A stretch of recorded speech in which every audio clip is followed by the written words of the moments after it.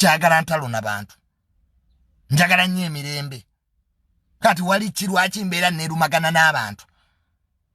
obudde nina butono ennaku zino nkola bintwala mu maaso so full figure mu mutima gwo wemba nina ekibi kye nnakola nsonyiwa ate nze natula wansi ne nnyina mu kyaki nenkwesonyiwa nga bwe nasonyiwa wikaye wisdom so n'olwekyo full figure nsonyiwa bwemba nina ekintu kye nnakola ku mutima kitwala osiriikirire sijja kuddamu kwogerako wadde okwogera ku famire yo wadde okwogera ku booluganda bo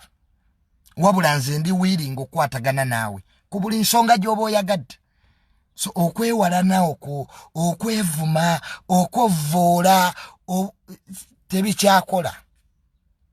tuberekere abaana ba TikTok kwabba ekisooka bato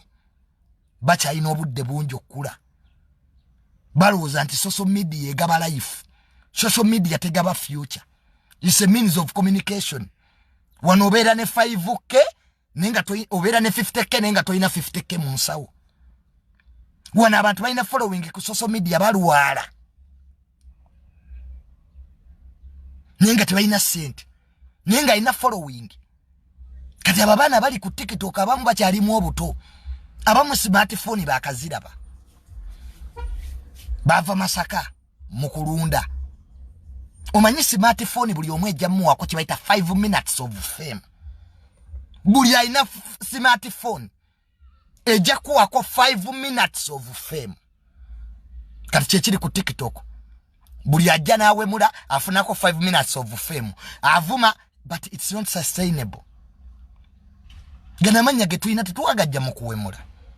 tetugazze mu kuvvoola bantu so n'olwekyo full figure nakanguubi kijje ku mutima gwo omusonyiwe bwemba nina kye nnakola era tujja kuddamu kumpulira nga nkwogerako bubi nga bwe nasonyiwa kaye wisdom nze siwala n'abantu kakunsi kuno ndika ekiseera kitono nze okufa kwa Isima kwanjigiriza ebintu bingi Junior nakkakana nga bwe ndi wano ku social media muliyo life siwemba nze muliyo life abantu abamanyi ndi muntu omukkakamu nze Junior ndi shy in real life ne wano ku social media ndi musabuzi so n'olwekyo abantu temugamba mbu Junior wakula nnyo entalo siina ntalo ze mpakula